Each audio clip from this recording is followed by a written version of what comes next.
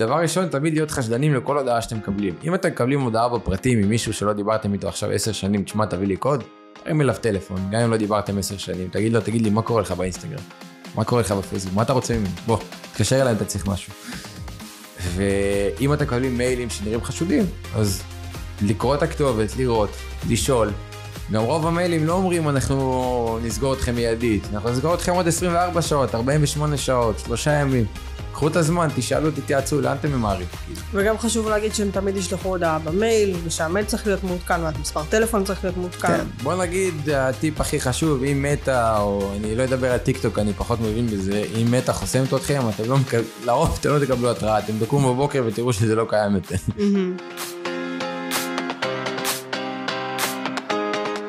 אז שלום וברוכים הבאים לפודקאסט POV. היום אנחנו עם אושר רווח, משחזר חשבונות סושיאל, ובא לי גם. לא הרבה יודעים. מודה באשמה. יש לי פה אינטרס להביא אותך לפה. לא הרבה יודעים שאתה בא לי. מכירים אותך, מכירים אותי, לא מכירים את הקשר. זה יעשה לך סדר עכשיו, לא ישאלו אותך מי זה. כן, לא יבקשו המלצות. כן. אז דווקא אני רוצה להתחיל לא בתחום שלך שאתה תמיד מדבר עליו, אנחנו נגיע לזה, אבל כן הייתי רוצה ומעניין אותי לשמוע רגע מהצד שלך בכנות, כי אף פעם לא דיברנו על זה, על הזוגיות עם יוצרת תוכן. יתרונות חסרונות, יש גם יתרונות, אל תגיד שלא. לא אמרתי. אבל באמת אף פעם לא יצאנו ככה לדבר על זה פתוח, ורציתי לשאול אותך איך זה מרגיש, איך זה את האמת, כאילו. טוב, אז קודם כל ברור שיש בזה גם יתרונות וגם חסרונות, כמו בכל דבר. התחיל דווקא מהיתרונות, קיבה שלי אומרת אחרת. להיות נשוי ליוצרת תוכן זה כיף, כי את מגיעה קודם כל להרבה מקומות חדשים, שאני נגיד בחיים לא הייתי מגיע אליהם, כל מיני צימרים במקומות מוזרים, ומסעדות שלא חשבתי שאני אכיר, ודברים כאלה, אבל היתרון הכי גדול שאני רואה בזה, זה דווקא לראות מהצד את ההצלחה, כי ככל שאת מגיעה ליותר מקומות, ומזמינים אותך ליותר דברים, זה אומר שאת עובדת טוב, לי כבעלך לראות את זה מהצד, זה דבר שהוא נחמד. בסוף זה נחמד וממלא אותי לראות שאת מצליחה, ואת מגשימה את עצמך בתחום האישי שלך, מעבר למה שאת עושה ביום יום. אבל האם זה לא מקשה מבחינה הזאת שפתאום אני צריכה לטוס, פתאום אני צריכה לצאת, פתאום אני צריכה ללכת, הרבה פעמים כאילו לא מספיקה אפילו לארגן את הדברים, אני כבר באה, אני כבר צריכה ללכת.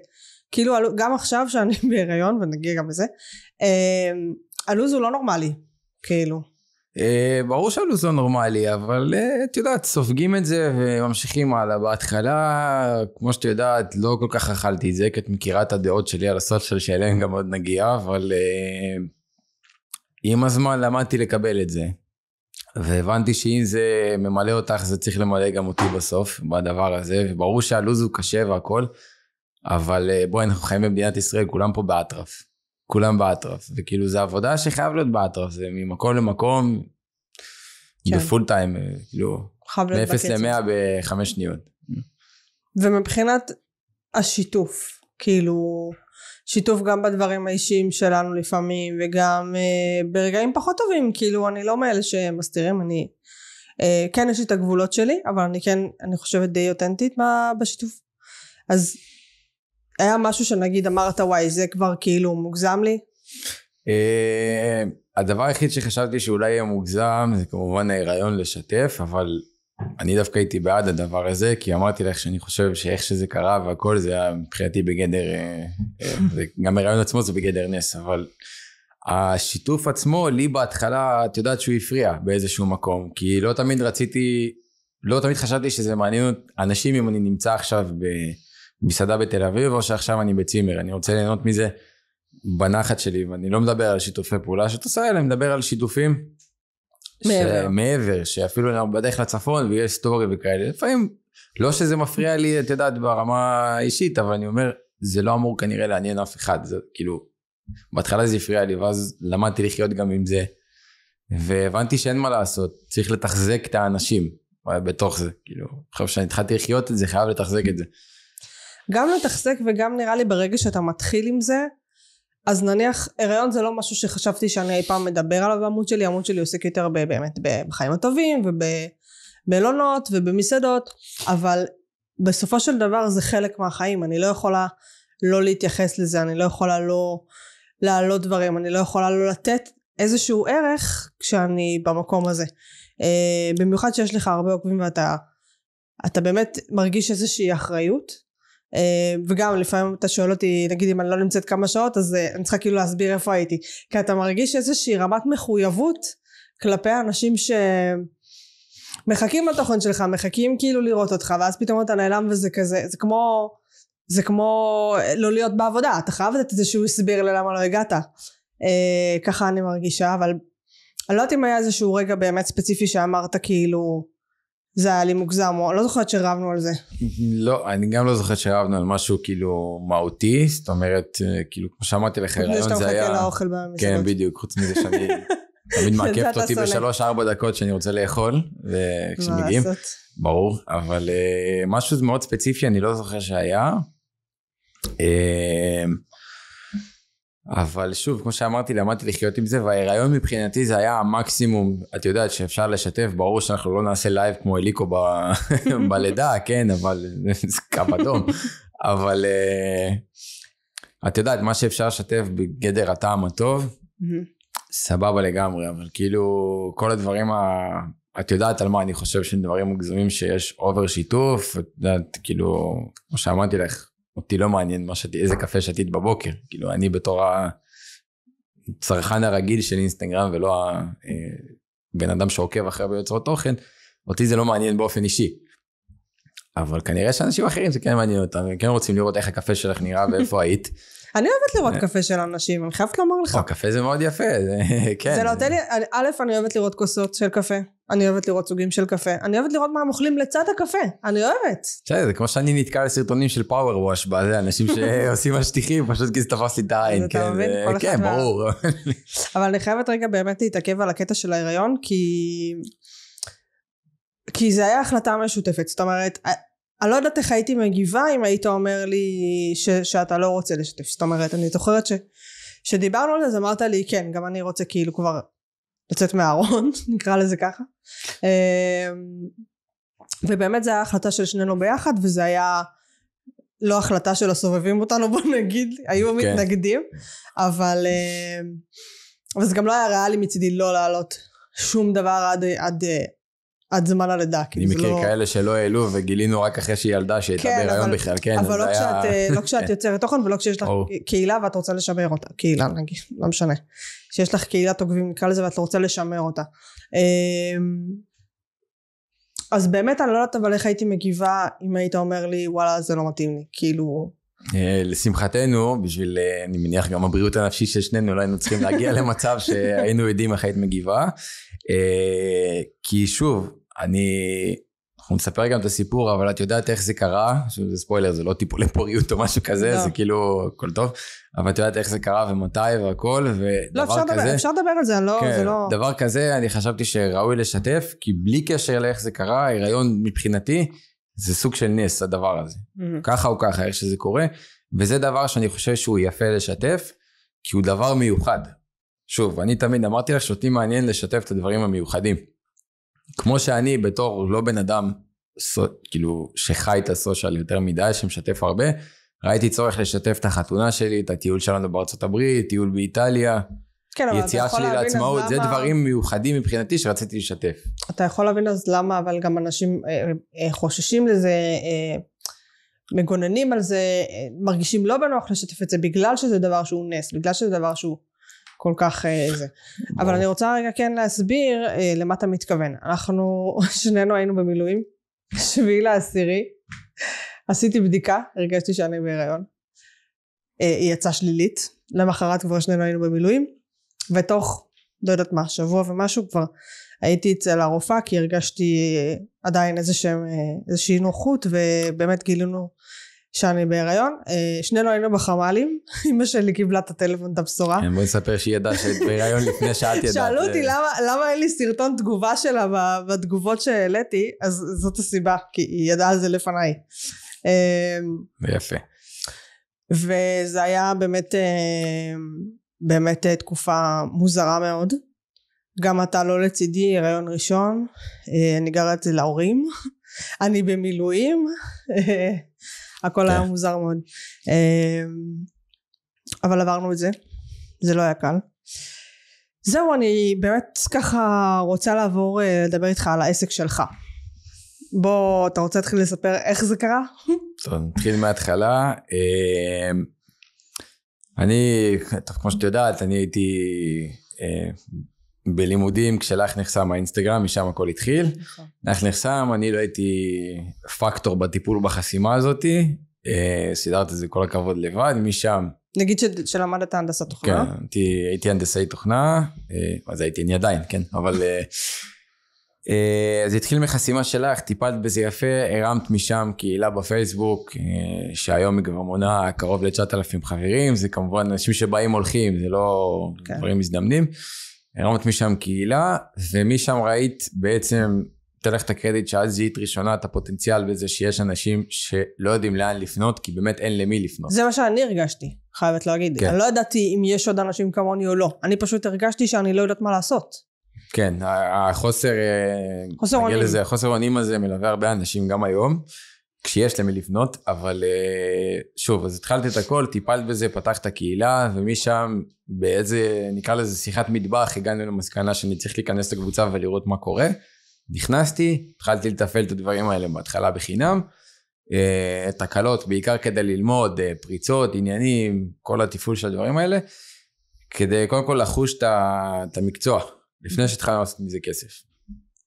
ראינו בהתחלה שזה הולך לאט לאט, שאנשים פונים, הפה לאוזן נהיה גדול, ואנחנו מתחילים מלקבל 50, 100 שקל, 200 שקל,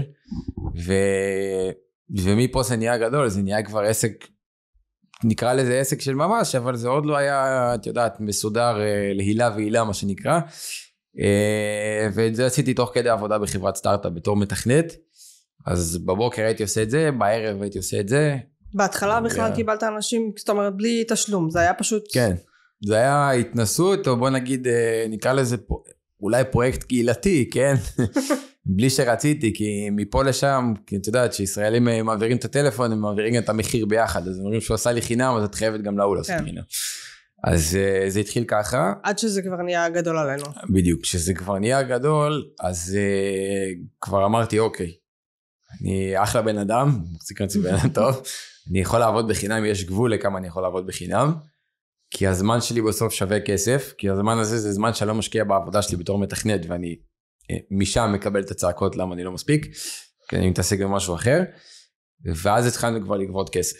אחר כך, הקהילה גדלה, וברוך השם נקרא לזה, לא חסרות צרות בממלכה של מטא, אנחנו גדלנו ממש מיום ליום, כל גל החסימות שהיה, הקבוצה גדלה בעוד 1,000, עוד 1,500, עוד 2,000, והגענו למצב שהיום אנחנו מחזיקים 9,000 אנשים בקבוצה, ואנחנו מיצבנו את עצמנו באופן יחסי כשם דבר, ואחר כך הגיע הסרטון המדובר בטיק טוק של כאן 11, כן. שוט הרגליים שלו עולם לא אשכח, שהוא ביקש ממני לעשות. כן, שרודף אותנו. ומשם זה היה, משם הכל באמת התחיל לעלות. הכל התחיל לעלות, ושם נפל לי הסימון של, יש לך פה משהו ביד, משהו טוב, אתה טוב במה שאתה עושה, זה הזמן להתחיל לחשוב על זה.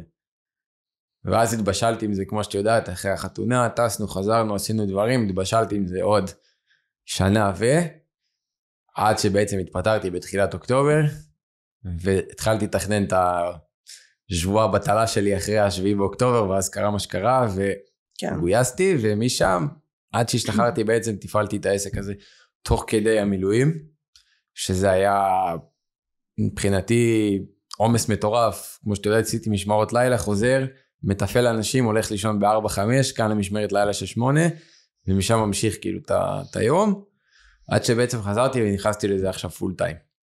תספר גם על הפרויקט שעשית במלחמה.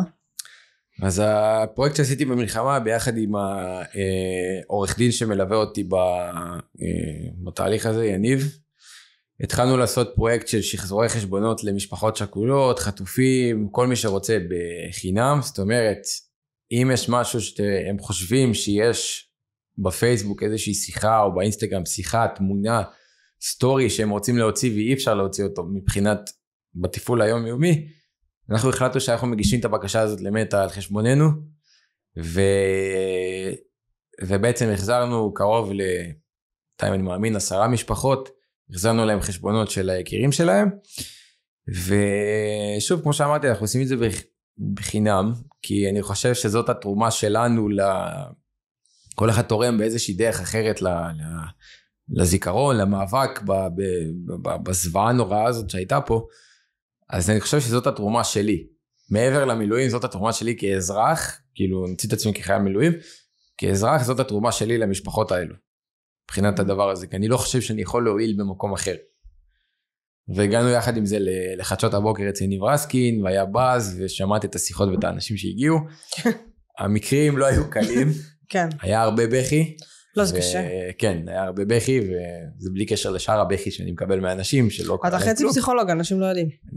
כן. הסבלנות שלך, שלי מודה, אין אותה, היא לפעמים באמת, כאילו איך שאתה מקשיב לאנשים ושומע את כל הסיפור, ואני אומרת לך, מה אתה צריך את הסיפור? תבקש תכלס, כאילו.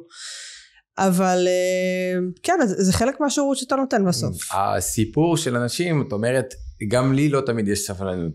את רואה לפעמים, גם אני בתור בן אדם שיכול להיות הכי סבלני עם אנשים, גם אני מאבד את זה מתישהו. כן. כאילו, גם אני לפעמים מתישים אותי, מורידים אותי לרצפה.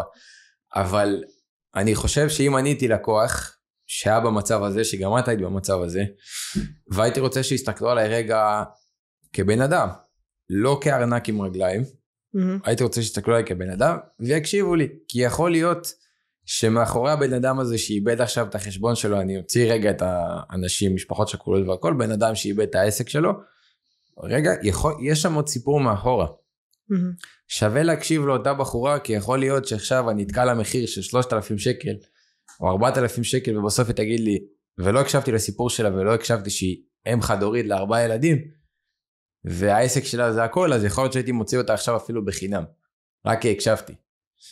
ולי אין בעיה, זה לא כאילו, יכול להיות שאני מפסיד מזה, יכול להיות שאני מפסיד זמן מזה שמקשיב לאנשים, אבל בסוף ככה אני הייתי רוצה שיתנהגו אליי, אם אני הייתי בסיטואציה הזאת, ואני חושב שזה סטנדרט שצריך להיות בכל עסק, כי ככה או ככה הכסף יבוא, לא מהבן אדם הזה יבוא מבן אדם אחר, ברוך השם לא חסרות בעיות, יבוא, אז יהיה פחות 1,000 שקל בחודש, סבבה, אבל כאילו, יש אנשים גם שנתנו לי כסף על זה שהקשבתי להם, כמו שאמרת חצי פסיכולוג, כאילו, תודה שאתה מתייחס אליי, הנה קח 300 שקל, כאילו, ולא עשיתי כלום, ולא יכולתי אפילו לפתור לו את הבעיה, אבל התייחסתי לה ביפה. אז... אני רוצה לשאול אבל, כי אני זוכרת את עצמי, באותו רגע שבו האינסטגרם נחסם לי, עזוב שנייה בצד את העובדה שזה גם העסק שלי, וגם באותו זמן זה היה ממש הפרנסה היחידה שלי, אבל מעבר לזה יש איזשהו שילוב גם של הדברים האישיים בסוף, זיכרונות, בוא נגיד זיכרונות חתונה שלנו, כל מיני צילומים, כאילו יש שם הרבה דברים גם אישיים חוץ מהעסק. אני שוב זוכרת את עצמי ברגע שזה נחסם לי ולא ידעתי גם מתי זה יחזור ואם זה יחזור, אז אני רוצה לשאול איך אתה חווה אנשים באופן כללי שהם לא אני או יוצרי תוכן כאלה ואחרים שבאמת זה קורה להם, כמה זה משהו שהוא דרמטי עבורם, האינסטגרם או הפייסבוק או תרחיב. אני חושב שחוויתי את כל סוגי האנשים בארץ, כל סוגי האנשים, מנערים שמכורים לטיק טוק, חיילים שמכורים לאינסטגרם ובעלי עסקים שהפייסבוק זה חמצן בשבילם, חוויתי את כולם כבר, הכל. אנשים היום, אני אתייחס לזה לסושיאל מדיה שלהם, זה כמו מישהו שמחובר למכונת הנשמה, ברגע שאת מנתקת לו את הפייסבוק, ניתקת לו ריאה אחת, ניתקת לו את האינסטגרם, ניתקת לו את הריאה השנייה, בן אדם לא יודע מה לעשות. כן, אני מדבר, אני אוציא את הבעלי עסקים רגע, כי זה מובן, כי משם הוא מביא את הכסף. כן. גם אני מביא משם את הכסף, ואת יודעת שגם אני הייתי חסום 9 פעמים, ונראה לי אחרי זה הפסקתי לספור כבר כמה הייתי חסום. גם על זה אני... טוב, זה כי כבר תוקפים אותך, לא משנה.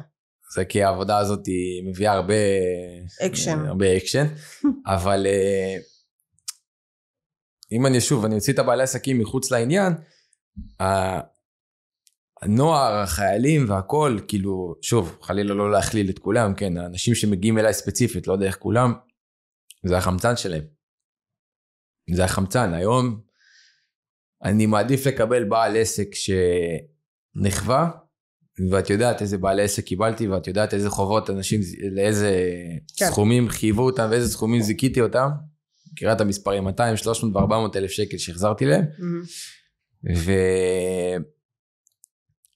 ואני מעדיף לקבל אותם, מאשר לקבל להם נערים, כי היום נערים וחיילים, ובכלל, אתה יודע, אנשים שמרכז חייהם, זה הגלילה בטיקטוק, או הגלילה באינסטגרם, בשבילי זה הלקוחות הכי קשים. זה נונסטופ של הטרדות, ואת מכירה את השעות, נקרא לזה הטרדות במרכאות, מכירה את השעות, זה 1 ו2 בלילה, ושבתות וחגים, והשיא גם היה בערב כיפור, ששאלו אותי, בסדר, אני פתחתי את הטלפון בכיפור, סבבה, כאילו זה החלטה שלי, אבל אני קיבלתי הודעה בכיפור, אם אני עובד עכשיו. אז תביני את הפרופורציה, כי היא שכחה את הסיסמה, ולא מצליחה להיכנס, קראתי את ההודעה מבחוץ, אז תביני לאיזה רמה זה הגיע. כן. כאילו, זה שאני ספציפית, אומנם לא עניתי לה, אבל זה שספציפית הייתי בטלפון בכיפור, סבבה, אבל באיזה חוצפה את באה ושולחת למישהו הודעה ביום כיפור. אנשים, לדעתי, בארץ, אל מול האנשים שאני עובד איתם בחול, קצת איבדו את זה. קצת איבדו את זה בהתמכרות לסושיאל. כי אני לא יודע אם הם מוצאים באיזה מקום מפלט לכל מה שקורה פה, למרות שהיום אם את נכנסת היום לטיקטוק, את רואה יותר דברים גרועים בטלגרם היום. כן. אז אני לא יודע אם זה מקום מפלט, אבל זה איזשהו הסחת דעת. אולי הסחת דעת, אולי בועה מסוימת שמייצרת לך שסבבה לך לראות מישהו מטייל עכשיו בחול, זה מרגיע אותך קצת מאשר לראות, לפתוח חדשות 12 ולראות עוד פעם דיונים על ביבי ודברים וכאלה. יכול להיות שזה המקום מפלט, אבל בואו, צריך לקבל פרופורציה. אני מבין שנחסמתם, אני מבין שזה קרה, אבל פרופורציה יש בסוף, לא רק אני, יש בסוף, אני אומנם בן אדם אחד שמנהל חברה של איש אחד, אבל יש אנשים אחרים שיקבלו את זה בפחות סבלנות ממני. אני עונה להם בציניות, אני עונה בצחוקים, אני אומר, תרשום עכשיו, אני אסתכל אחר כך, אבל יש אנשים שלא יקבלו את זה בהבנה. אני חושב שצריך לקבל פרופורציות בנוגע למה שקרה לכם. אבל אתה אומר שזה הדור הצעיר בהכרח יותר כאילו מאיתנו, לוקח את זה למקום הכל כך תלותי אובססיבי הזה? כן, כן, לגמרי. אתן לך דוגמה. היו לי לקוחות שהם חיילים. עובדתית, זה לא חס וחלילה השמצה על כל חיילי צה"ל, בתור אחד שנמצא שם. נחסם לו אינסטגרם. עשה טעות, הפר את חוקי הפלטפורמה במודע, עשה את זה, הפר, לקחנו לו מה שהיינו צריכים לעשות, לקחנו עורך דין, טיפלנו בדבר הזה. מהרגע שחתמנו את ההסכם והתחלנו לעבוד, הודעה כל 24 שעות מה קורה עם החשבון, למה משעמם לו בשמירות ואין לו מה לעשות. יש לך מה לעשות, תשמור. תשמור. אבל יכול לפתוח חשבון פייק וכאילו לדפדף. יכול לפתוח חשבון פייק ולעשות, כן, אבל הוא צריך את החשבון. אבל אם אתה לא שם, אתה לא קיים? הוא צריך את החשבון הזה, הוא צריך שירות הנוכחות שלו, הוא צריך את זה, אבל זה מסית מהעיקר. כאילו, הוא ספציפית נשלח למשימה לשמור, לא משנה, גם אם הוא שומר עכשיו בצריפין במרכז הארץ ולא קורה כלום, נשלחת לשמור, תשמור. אתה לא רוצה, אין לך אינסטגרם, תפתח יוטיוב, תראה משהו. אני לא חושבת שהיה בכלל שהיינו בצבא, היה אינסטגרם? לא נראה לי. כן, היה. אבל הייתי משחק קנדי קראש. יפה, זה בסדר. לא הטרדתי אף אחד. אבל אז אני אומר, כאילו, קצת איבדו פרופורציה, כאילו, בא מדבר איתי, תשמע, אני חייב את זה עד פורים, אני חייב זה, כי אחרת לא הכניס אותי למסיבות, וזה, אני אומר, כאילו, למה זה החלון שלך? למה זה הפך להיות המראה שלך בתור בן אדם? כאילו, למה אתה לא יכול לברך על הניתוק הזה? רגע, לברך על זה לא וואטסאפ, בסדר? יש לך עוד אמצעי תקשורת, יש לך פייסבוק, תפתח פייק, ברוך השם, הנערים היום, כל נער שאני נכנס לו לחשבון, יש לו 10 פיקטיביים, אני לא מצליח להרים 10 פיקטיביים. מתי מתפעלים את כל זה? אני לא יודע, יש לה חשבון לעקוב אחרי האי שחסמה אותה, וחשבון לעקוב אחרי האקס, וחשבון זה וזה וזה וזה וזה, אני לא יודע מה לעשות, לי יש 2 חשבונות, אבל אני לא מצליח להתמודד עם זה. אבל אני אומר, קח את הניתוק הזה בברכה, קח אותו, קח. אני גם פיתחתי תיאוריה ביחד עם העורך דין, שאמרתי לו, כשמאבדים חשבון אינסטגרם, אמרתי לו, יש 4 שלבי אבל, כמו שיש אבל בזה, יש 4, קודם כל, אתה מגשדר, אתה לא מאמין איך זה קרה לך. איזה מטומטם הייתי, איך עשיתי, מה קרה, זה. שבוע אחר כך אתה מתחיל להכיל את זה. אתה מכיל, אתה אומר, אוקיי, זה כבר לא יחזור כנראה, זה בסדר, זה לא חוזר. בשבוע השלישי כבר, בשבוע השלישי, את אומרת, טוב, בסדר, מתמודדת עם החיים בלי, ובשבוע הרביעי כבר, שמתקרבים ל-30, שהאינסטגרם לא איתנו, את מתחילה לפקוד שוב. כן, אני הייתי בכל השלבים. ואז אחר כך, שהוא חוזר, אחרי רבע שעה נמאס לך. כן. אחרי רבע שעה את חוזרת, מתעדכנת, זהו, סוגר את הטלפון. זה ממש נכון. זה ממש מדויק, אני בהלם. כן. מה התגובה הכי קיצונית שהייתה לך? טובה או רעה, לא משנה. אני אתחיל מהרעה, אני אתן לך גם טובה אחר כך. הרעה זה מישהו שצריך לייצר מציאות מדומה בראש שלו, קצת מוח מעוות, שאני, זה אותו בן אדם שפרץ לו, ואני מדבר איתו משתי חשבונות שונים, בתור בחור טורקי שפרץ לו, במספר בריטי, ואני גורם לא לקנות את החשבון ממני חזרה. כשאני זה שעומד באמצע ומתווך ביניהם. מדהים. ואז, אחרי שסגרנו ואמרתי לו, תקשיב, אני ראיתי שהבן אדם קצת לא איתנו, אמרתי לו, תשמע, אני לא רוצה להיכנס לזה. חצי שעה אחר כך קיבלתי טלפון מחסוי, איומים, כללות, איומי מכות, רצח, תלונות במשטרה, שזה יפה שהוא קודם כל מאיים לרצוח, ואז הוא אומר שהוא יתלונן עליו במשטרה, זה מאוד, מאוד יפה, אבל זה אנשים גם המציאות פגשה אותם ברגע שהאינסטגרם שלהם נותק, הם ירדו רגע וחזרו למציאות, והתגובות הכי טובות, קשה לי לשים את האצבע על משהו מאוד טוב, כי אני מחזיר להרבה בעלי עסקים את החשבון, וכל אחד זה תגובה שהיא עולם ומלואו, כי את מחזירה לו את הצינור חמצן. מחזירה לו את הצינור, כשאת רואה שאת מצליחה, וזה לא רק להחזיר לו את החשבון, זה אם ניקח את המקרה של גל שמלווה אותי, הצלחנו להחזיר לה כמה עשרות אלפי שקלים מתוך 300,000 שחייבו אותה. כן, מלווה אותי עסקית. הצלחנו להחזיר לה 80,000 שקל. בואי, זה כסף. כן. זה כסף, אז התגובה שם הייתה... לא, אנחנו מקבלים משלוחים הביתה, בוא נדבר על זה. כן, אני מקבל על סלסלת פירות החודשית. סלסלת פירות, אנחנו מאוד אוהבים, אתם מוזמנים. והכל, כן. אבל... אני יכולה להעיד, זה בסדר. כן, אבל תגובות כאילו, תגובות טובות לא חסר, וזה מה שמחזיק אותך קדימה. הכסף בן זונה, בסדר? צריכי לי על זה, הכסף אחלה. אבל מה שמחזיק אותך בסוף, זה שזה גם מלחיץ תוך כדי, שאת אחראית בכף יד שלך, לפרנסה של בן אדם. הצלחת, החזרת את הפרנסה, לא הצלחת, מה בן אדם יעשה עכשיו? כן. כאילו, אני מחזיק מעצמי כסמכות, אז יודעת מה, אני אגיד את זה, וזה יכול להיות שמוגזם, אני מחזיק את עצמי כסמכות יותר עליונה ממטה בארץ, בסדר? אני מחזיק את עצמי שאני מבין יותר מהאנשים שיושבים שם, מה קורה, ואיך עושים את זה. ואני אומר, אם אני לא הצלחתי, אז צריך נס כדי שזה יקרה. ואם אני לא מצליח, אז אני, ואת רואה את זה בבית, אני אוכל את עצמי על דברים שאני לא מצליח, וכמה פעמים אני מסתובב בבית, ומלמל לעצמי, אני חייב להחזיר את החשבון הזה. אני חייב, וכמה פעמים קמתי באמצע הלילה, כי חשבתי שהחשבון חזר, והלכתי למחשב ב4 לפנות בוקר. לפתוח אותו ולגלות שזה היה חלום ולא קרה כלום. כמה פעמים זה קרה הדבר הזה. מדהים. תן לנו כמה טיפים ככה, הדברים הבסיסיים החשובים. קודם כל, לחשוד בכל דבר, אבל לא על גבול הפרנויה. בסדר? אוקיי. אם אמא שלי תשלח לי הודעה עכשיו, אני כנראה לא אחשוד. אבל אם אמא שלי תשלח לי הודעה שהיא צריכה קוד ממני כדי להיכנס לוואטסאפ או לאינסטגרם שלה, פה אני כבר ירים טלפון ונגיד לאמא, מה את רוצה ממני? כן. זה התחלה. דבר ראשון, קודם כל, רוב הפריצות, 99.9%, זה לא אקר שאת רואה בסרט שיושב מאחורי מחשב, באיזה מערך השולחן קפוצ'ון ופורץ לחשבונות, זה לא קורה. רוב האנשים זה אנשים כמוני כמוך, שמשתמשים במשהו שנקרא הנדסה חברתית. מה זה אומר? הוא נשען על התכונות הרעות שלך, אוקיי? אם התכונה הרעה שלך זה להיות בוא נגיד באובר פחד, שכל דבר את חוששת שיכול להיות שאולי אם שלחו לך עכשיו הודעה ממטה, יכול להיות שיחסמו לך עכשיו את החשבון, על זה מתבססים. על זה מתבססים, והם לא שולחים את זה פעם אחת, הם שולחים את זה פעמיים ושלוש ו10, כי מתישהו מתוך 10 כנראה עוד צריך להפיל אותך פעם אחת באיזשהו שלב. אז דבר ראשון, תמיד להיות חשדנים לכל הודעה שאתם מקבלים. אם אתם מקבלים הודעה בפרטים ממישהו שלא דיברתם איתו עכשיו 10 שנים, תשמע תביא לי קוד, תרים אליו טלפון, גם אם לא דיברתם 10 שנים, תגיד לי מה קורה לך באינסטגרם, מה קורה לך בפייסבוק, מה אתה רוצה ממני, בוא, תקשר אליי אם אתה צריך משהו. ואם אתם מקבלים מיילים שנראים חשודים, אז לקרוא את הכתובת, לראות, לשאול. גם רוב המיילים לא אומרים אנחנו נסגור אתכם מיידית, אנחנו נסגור אתכם עוד 24 שעות, 48 שעות, 3 ימים.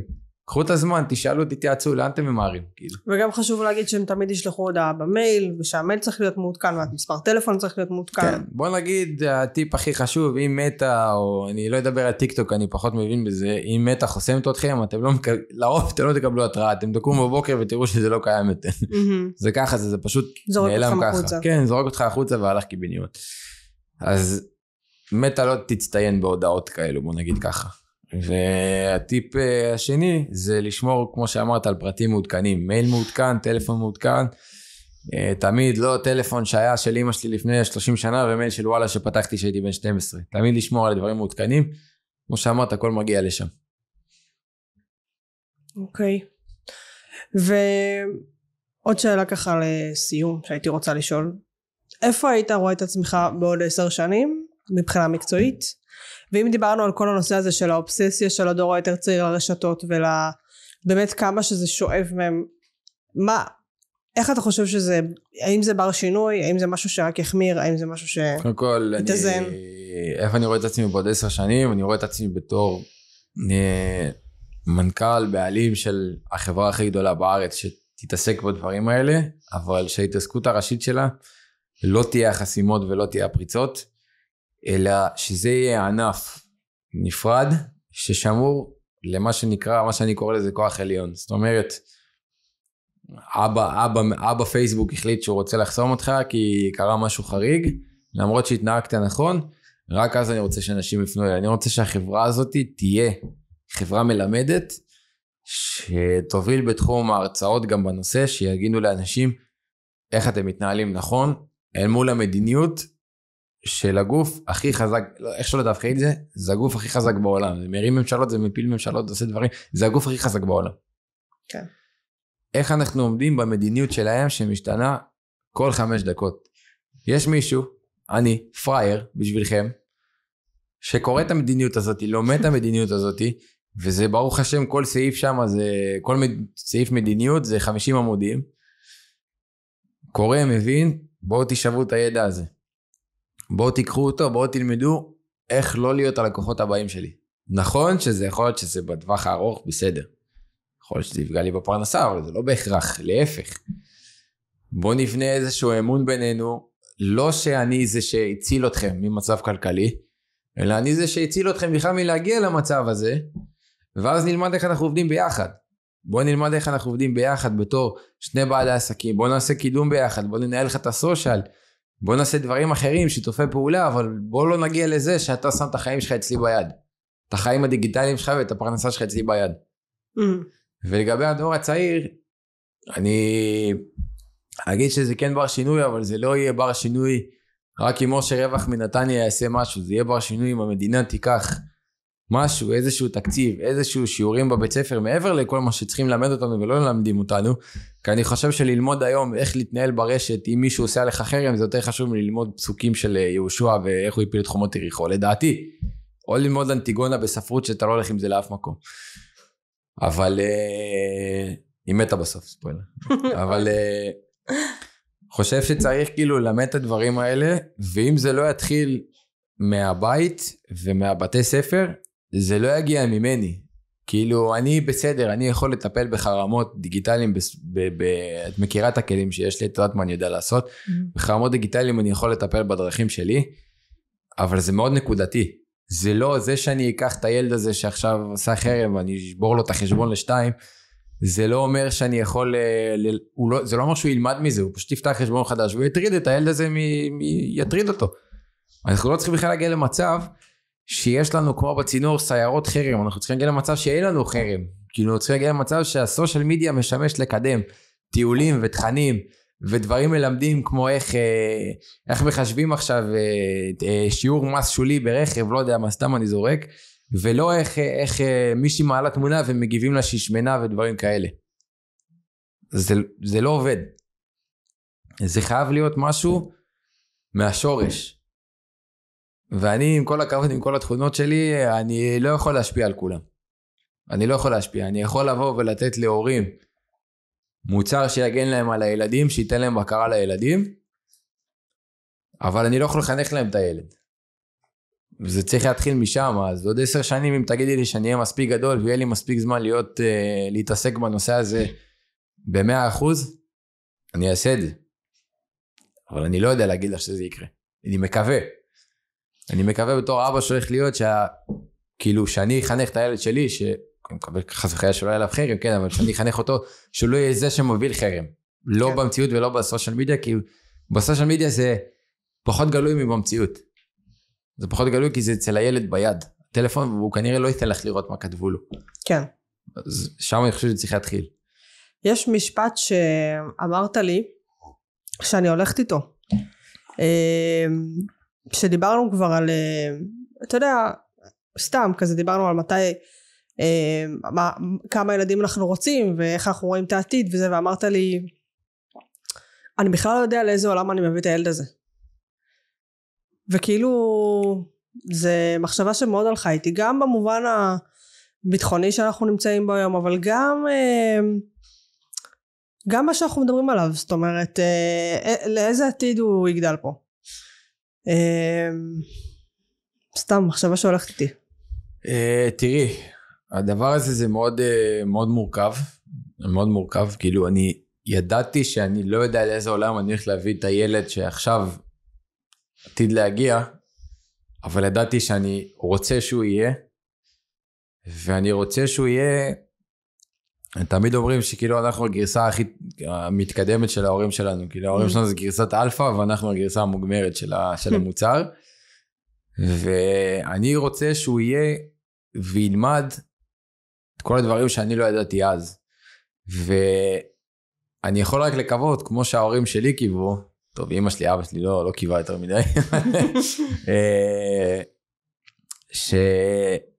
שמה זה לא נצטרך צבא, שזה לא יהיה עניין מנדטורי, וזה יהיה עניין סוג של התנדבותי, את יודעת, כמו במדינות אחרות מתוקנות, שלא רוצים להשמיד אותם כל יום בערך, שהוא לא יצטרך את זה, והוא יוכל להתחיל את החיים שלו מוקדם, ולמצות את החיים שלו, ושהדאגות היחידות שיהיו לו, זה, את יודעת, לא בין, איך אומרים תמיד על ניצולי שואה, דאגה בין תרופה לפרוסה, שהדאגות שלו יהיו בין טיול לטיול, בין אירופה לדרום אמריקה, שהוא החליט לאן בא לו ללכת כל חודש, זה אני רוצה מה שיהיה לו. להגיד לך אם זה יקרה, אני לא יודע, אבל הוא יהיה המבחן הכי גדול שלי באופן אישי, להסתכלות על המשך, אם אנחנו נעשה עוד ילדים, הוא יהיה המבחן שלי. הוא יהיה המבחן, כי אם אני ארגיש שאני מביא אותו למקום שהוא רע, ואני לא יודע לאן המדינה הולכת, ונהיה פה יקר, ונהיה פה מפחיד, ואז אני לא חושב שאני אעשה את העוול למי שימשיך אותי, ואני אשאיר אותו פה, להתמודד עם כל החרא הזה, שאני כבר לא אצטרך להתמודד איתו, כי אני כבר לא אהיה. בעוד 30, 40 ו-50 שנה. עוד שאנחנו מרוקאים, אז אני אחיה עד 100 בערך, אבל את יודעת. אז אני לא... עשיתי השבחת גנים. כן. אני רוצה לומר, לציין זאת. גובה, אורח חיים, ברוך השם. כן. אבל זהו, אני לא יודע כאילו לאן זה ילך. אני שוב, אמרתי לך גם שדיברנו על זה, אנחנו מדברים פתוח פה, אני לא פוסל חס וחלילה עוד ילדים בתור בן יחיד שלא זכה לאחים, ולי סבבה, כן? למרות שתמיד אני טוען בפני אמא שלי שהיא צוחקת, שהיא ראתה שזה יצא טוב, אז היא אמרה שזהו, מכאן אי אפשר לעלות יותר. אבל אני לא יודע לאן זה הולך. אני לא יודע. אני חטפתי כל כך הרבה כפות בחיים, בשביל להגיע לאן שהגעתי, לא שאני איזה מיליונר, את יודעת, אני לא מנכ"ל מייקרוסופט, אני בעלים של חברה, של איש אחד, כמו שאמרתי, חברה פשוטה, אבל לאן שאני הגעתי במקום הנפשי שלי, הרגשתי גם שזה הזמן שלי להעביר את זה הלאה. זה הזמן שלי עכשיו לעצור את המרדף הזה אחרי הכסף שכולנו חיים בו במדינה, ולתת את זה למישהו אחר. התחיל לדאוג למישהו אחר, להוסיף תוספת מבורכת לשגרת חיים שלנו, למרות ששגרת חיים שלנו הייתה כיפית, גם בלי זה. היינו מטיילים ונהנים וצחוקים ומסעדות וזה וזה וזה, ועכשיו להוסיף את גודל האחריות של להביא עוד אחד, או בעתיד עוד 2 ו3, יש לדעת איך זה יהיה, אבל אני חושב שאני מוכן לזה. אני מוכן לזה, ואני, תוכנית שלי בעוד 10 שנים, אתה יודעת איך זה להיות בפנסיה. כן, נראה לי, אבל זה מחשבה של כל ההורים לעתיד, עכשיו במיוחד במלחמה הזאת, שפתאום גם נהיה איזה בייבי בום כזה מטורף, באמת לאן אנחנו מביאים אותם לאיזה מציאות. משהו שהיית רוצה להגיד על באמת, כמו שהתחלת להגיד על הניהול עסק פה במדינה? אני רוצה לחזור רגע טיפה אחורה, שוב, לאיזה עולם אנחנו מביאים אותם, ואז אני אענה על זה. זה מתקשר אליי גם לעסק. אני, בתור נותן שירות, אני חושב שאיך שאני מתנהל בתור נותן שירות, זה מייצג גם את מי שאני בתור בן אדם. את רואה שכשאני נותן את השירות, לפעמים אני אפילו מסתלבט על אנשים, את רואה את זה כאילו, אני רואה כאילו, בא לי מישהי והיא בוכה, ואת רואה את זה, אבל למה את בוכה, וצחוק, וכאילו, ואני מסתלבט עליהם והכל, וכאילו, זה אני כבן אדם, וזה אני בתור בעל עסק. ואני רוצה, כאילו, חוזר אחורה בכוונה, שכחתי להגיד את זה, שאני חושב שהרבה אנשים בתחום שלי, בעיקר שאת רואה איך הם מנהלים את העסקים, זה מפחיד אותי לאן אנחנו כחברה, כי זה מבחינתי המראה לחברה, בעלי עסקים זה החברה, אם לא יהיו בעלי עסקים לא תהיה פה חברה. ואני חושב שאיך שהם מנהלים את החברה שלהם, שזה כאילו לדפוק אנשים והכל, אני איפשהו מפחד קצת, את יודעת, כי אני יכול לתת לילד שלי הרבה דברים, הרבה חינוך והרבה הכל, ומספיק שהוא יראה בן אדם כזה, והוא חושב שזה המודל שלו לחיקוי, באיזשהו מקום, אם הוא יראה את זה מספיק פעמים, הוא יראה את זה מספיק פעמים ביוטיוב, או בטיקטוק, או בזה, הוא יחשוב שככה הוא צריך להיות. זה מפחיד אותי. מפה אני רוצה לקרוא לאנשים, שנחסם להם האינסטגרם, או פייסבוק, או הכל, לשאול אתכם דבר אחד, למה אתם משלמים מראש כסף לדברים האלה? למה? למה? בא מישהו שאתם לא מכירים, זה מזכיר את התחקירים בכל בוטקת, לקראת הזה, אלה ששאו, עם הקול הזה, קול והצללית, הוא אמר לי שהוא ייתן לי 100,000 שקל אם אני אתן לו 10,000 שקל, אז נתתי לו, לא חשדתי בו, נכון? למה אתם עושים את זה? למה אתם פאקינג נותנים כסף לאנשים לפני שסיימו את העבודה? אני משתגע מהדבר הזה, זה יכול לטמטם אותי, וזה גם חלק מהניהול עסק שאני אומר, חלק מהניהול עסק, כי אנשים לפעמים נותני שירות כמוני, בעיקר בתחום שלי, שזה התחום הכי פריט שיש, ואת יודעת את זה, וקל מאוד לעשות פה כסף, כי אף אחד לא מבין על מה את מדברת, אף אחד. אז אני חושב שהמציאות, עכשיו אני אתחבר למה ששאלת, על איך זה לנהל עסק במדינה, אני חושב שמרוב שקשה פה לנהל עסק במדינה, האנשים כבר הולכים להיות נוכלים, כי זה יותר קל. כי זה פשוט יותר קל להיות נוכל. אוקיי, מרגישים שאין לה ברירה. יכול להיות, אבל אני חושב שתמיד יש ברירה. תמיד יש ברירה. כאילו, נכון, זה קשה, אבל אל תקפוץ מעל הפופיק, אל תתחייב למה שאתה יכול, מה שאתה לא יכול להתחייב. את רואה איך אני מדייל את זה. אני קפדן על ההוצאות, אני מתייחס לזה בצורה מאוד הגיונית, כמו שאני יכול לעשות לבד, אני עושה לבד, אני לומד לבד, ואני לא מכניס עצמי לבורות שיגרמו לי להגיע למקומות החשוכים האלה של לרמות אנשים. אני לא מכניס את זה. נכון, אבל תסכים איתי עדיין שבמדינה לא עוזרים לעצמאים. נכון, אבל... שלא לומר פוגעים בעצמאים, אבל בסדר, כאילו, לא עוזרים. תראי, הלוואי שהיה... שוב אני אחזור לבית ספר, הלוואי שהיה לי במקום שיעור ספרות, שיעור א' ב' באיך אני, תלוש משכורת זה כבר לא רלוונטי לי, אבל איך אני קורא את מה שהרואה חשבון אומר לי, כי כרגע שהוא אומר לי, אתה לוקח את זה ואתה עושה ערך מס שולי, ואתה לוקח פית הרכב, זה 400 בשנה, וזה פה וזה פה וזה פה, מה שאני שומע כרגע זה בערך כמו שאני אלך לסין, ומישהו ידבר איתי ויסביר איך להגיע לרחוב צ'ינגאו בהונג קונג, זה מה שאני שומע, אני לא מבין בזה. אני לא מבין בזה. מספיק שבצבא אתה לא יודע מה אתה מקבל בתלוש שלך. כאילו, מדברת איתך רגע יותר בסיסי מזה. כן. אתה קורא ואתה לא מבין מה אתה קורא. כאילו, כשאני נכנסתי לקבע, על אחת כמה וכמה, התלוש שלך עוד יותר מסובך, ואתה באמת לא מבין מה אתה רואה שם. נכון, אז אני אומר, אם אתם לא רוצים לשלב את זה בבית ספר, אין בעיה, לא בא לכם לזרוק את התקציב על הדבר הזה, בוא נשלב את זה בצבא אפילו. כי בבית ספר את אומרת, הילד אומר, איזה זין יש לי עכשיו ללמוד את הדבר הזה, כאילו, קוסומו, מה אכפת לי עכשיו מכסף? אני בן 16, אני עובד בשחור באיזה מסעדה ואני מקבל כסף, מה אכפת לי? אני מממן את הטיול שלי לפני הצבא, ואז אני יוצא. אבל למה אולי לא בצבא לעשות השערה כזאת? יש מלא זמן מת בצבא, את יודעת את זה. כאילו, אולי ללוחמים פחות, אני לא הייתי לוחם אז אני לא יודע, אבל איפשהו יש הרבה זמן מת, והרבה מקומות שאפשר למלא אותם בשיעורים, שיכינו את האנשים האלה שמסיימים צבא, יכינו אותם לחיים בחוץ, כי החיים בחוץ זה חרא. זה חרא, איך שלא תבחין זה. אני עד היום משתדל לא לפתוח את החשבון בנק שלי עד 10 לחודש. אין לי מושג מה קורה שם עד 10 לחודש, פשוט כי אני לא מסוגל לראות את כל המינוסים שיש. שאני רואה ביטוח לאומי, ומס הכנסה, ומע"מ, ואם עכשיו היה עוד דרגה מעל מע"מ, אז הייתי צריך לשלם גם את זה, ועכשיו המע"מ יעלה גם. אז בכלל לי יותר קשה לסגור עסקאות, כי זה צריך לגלגל את זה על הבן אדם, והבן אדם לא תמיד יכול לשלם עכשיו את העוד אחוז הזה. אז אם אני רוצה לסגור את הבן אדם כדי שיהיה לי אוכל לשים לך על סוף החודש, ולקנות את הילד שלי מטרדה, אז אני צריך להוריד לעצמי, ולספוג את המע"מ, ומי ייתן לי את זה? מי ייתן לי את זה חזרה? נכון, יש פלוסים, שכשאת צריכה לקבל כסף מביטוח לאומי או מס הכנסה, הם מחזירים כמו שעון. אבל הם לוקחים יותר מדי, ממה שאני אמור, מה שאני עושה. כאילו יושב פקיד במס הכנסה, קובע שאני שווה, יש נקודת מס של 10%, שלי אפילו מושג מה זה, 10% בחודש שאני צריך לשלם לו, הוא יושב החליט את זה, ובינתיים אני רב עם מישהי ביום שבת בערב, למה היא צריכה לשלם לי יותר? כי זה תעריף שבת. כי אני צריך לעבוד בקידוש. עכשיו אני לא חייב לעבוד בקידוש, אבל מצד שני יש לי מחויבות, כי זה העסק שלי, איזה פרצוף יש לי? לא לעבוד. כאילו, אז אני לא יודע, כאילו סבבה, הכסף הולך לממן דברים, ברוך השם, אני לא חושב שעכשיו כסף הולך לממן את המלחמה, בסדר, מוכן לקבל את זה. במצבי רגיעה, למה לא לעשות הקלות לעסקים? למה לא לעודד אתה חושב שהכסף הולך לממן את המלחמה? ספציפית עכשיו, ברובו אני מניח שכן, בחלקו כמובן שלא, לא מבין באיזו אותה מידה בפוליטיקה, אני גם לא מתיימר להבין בדבר הזה, מתרחק מזה כמו מאש, אבל העובדה שלא מעודדים פה בעלי עסקים, ונגיד אומרים, אתה בעל עסק, בוא קח עכשיו הנחה בארנונה. אם אתה מנהל את העסק מהבית, קח הנחה בארנונה חצי שנה, שנתיים. נכון שתמיד בכל חוק שיתנו ובכל הטבה, תמיד יבוא הישראלי שיקופף ויזמבר את ההטבה הזאת, למרות שהוא לא בעל עסק ולא כלום, הוא יצליח לעשות משהו.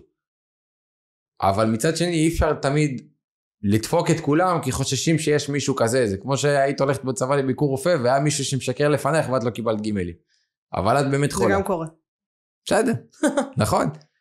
לא, ברור, אבל אני אומר, אז כאילו חייב פה איזושהי הטבה, חייב פה לעשות משהו שיקל עליי בתור בעל עסק.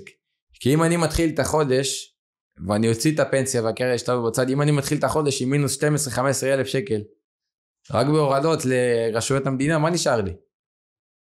מה נשאר לי?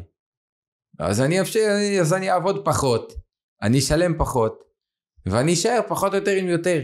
אבל מצד שני אני מפסיד לקוחות פוטנציאליים שיכולים, אם הפסדתי עכשיו את האבי ממטולה, יכול להיות שהאבי ממטולה זה בן אדם מיליונר שאני לא מכיר, ובגלל שלא לקחתי אותו כי לא בא לי לעבוד עכשיו כדי שמס הכנסה לא יאכל אותי, פספסתי עכשיו את הבן אדם הכי טוב שיכולתי לקבל בחיים שלי.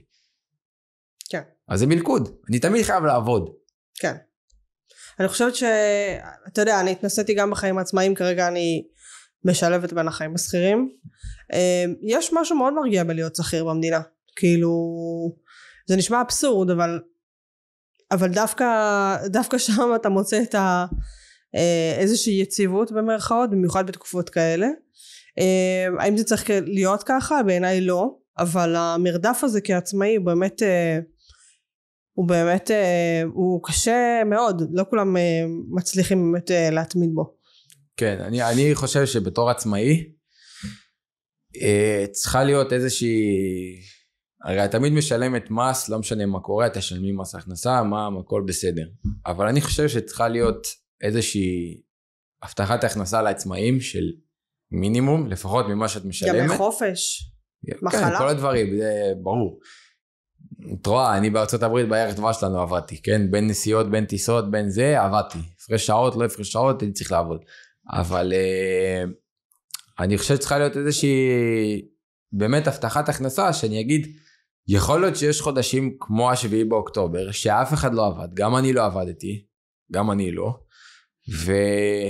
וצריך איזשהו רף מינימום, שהבן אדם כאילו בהתאם להגשת חשבונות, בהתאם להגשת, לצורך העניין, אם אני אגיש עכשיו שאני משלם 5,500 שכירות, וכל ההוצאות החודשיות שלי עם 10,000, נגיד, אז לפחות בחודשים שיש פגיעה בעסק, שאני מוכיח שהייתה פגיעה, לא צריך מענק מלחמה מיוחד בשביל זה, מספיק עכשיו שחליתי 3 חודשים מחלת הנשיקה, לא יכולתי לעבוד. לא מצב של מלחמה. שיהיה משהו שיבוא ויגיד לי, יש לך הבטחת הכנסה של לפחות 5,000 שקל בחודש, כי היית אזרח טוב, שילמת מה שהיית צריך לשלם, את כל המקדמות, כל המע"מ, הכל. הנה, יש לנו קרן מיוחדת, שאתה מקבל ממנה במצבים כאלה כסף, בלי לשאול את אז למה לדעתך זה לא קורה? כי אני לא חושב שהמדינה רוצה לעודד עצמאים. כי?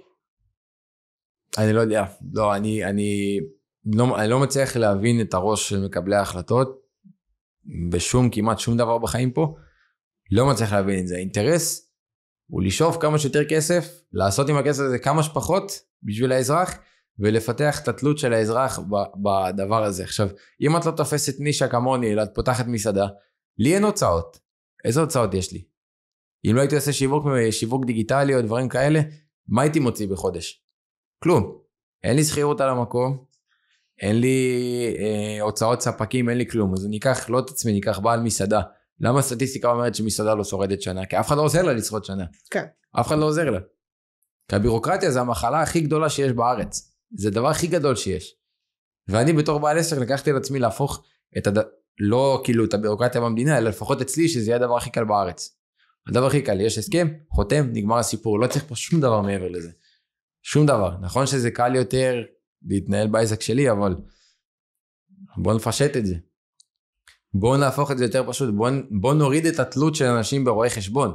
כאילו, יש מגזר של למד, סבבה, אבל למה להשאיר רק את הידע הזה רק אצלו?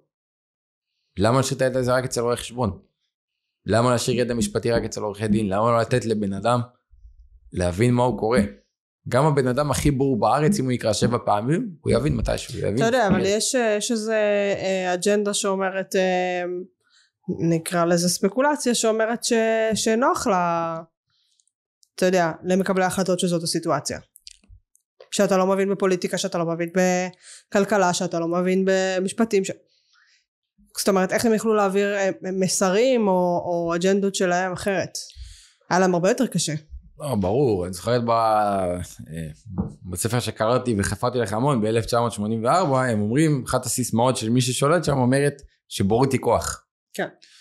אז במקרה הזה, הבורות שלנו היא הכוח שלהם, היא לא הכוח שלנו. וזה שאנחנו לא יודעים דברים, זה טוב, כי כשיש רואה חשבון, ואני משלם לרואה חשבון, ורואה חשבון מכניס את הכסף שאני שילמתי לו, בסוף הכסף הזה מגיע למדינה, איך שלא תהפכי את זה. אז זה טוב שיש רואה חשבון, זה מגלגל עוד הוצאות, זה מביא עוד הכנסות למדינה. אבל מה אם לתת את המושג הקלוש, הבסיסי? אני פעם אחת עשיתי טעות והגשתי דוח הצהרת הון לבד, הייתי צריך לעזר ב3 רואי חשבון, שהסכימו לעזור לי בחינם, ולא לקחת לי 1,500-2,000 שקל על הדוח הזה, בשביל להבין מה אני ממלא שם. והיו שם שאלות, שאמרתי לעצמי, התחלתי להתערר, שאלו אותי, יש לי שדות נפט. איך? מאיפה יש לי שדות נפט? למדינה אין נפט, לי יש שדות נפט. אני, האזרח מנהריה שיש לו שדות נפט. כאילו, אני קורא את זה ואני אומר, אני לא מבין מה אני קורא. לא מצליח להבין. מדהים. לא מצליח, ואף אחד לא אמר לי שאני צריך להפקיד כסף ופנסיה על עצמאי, עד שלא דיברתי עם סוכן ביטוח. למה אני לא יודע את זה? למה אין? אני לא מצפה לאלף בית להיות עצמאי. למה אין איזשהו walkthrough של חצי שעה, וידאו, של מה הדברים המנדטוריים שאת צריכה לדעת כשאת נהיית עסק עצמאי, לפתוח עסק פטור, להפקיד קרן פנסיה, קרן השתלמות, וכמה את אמורה לשלם במס הכנסה בערך באחוזים. למה את זה אין?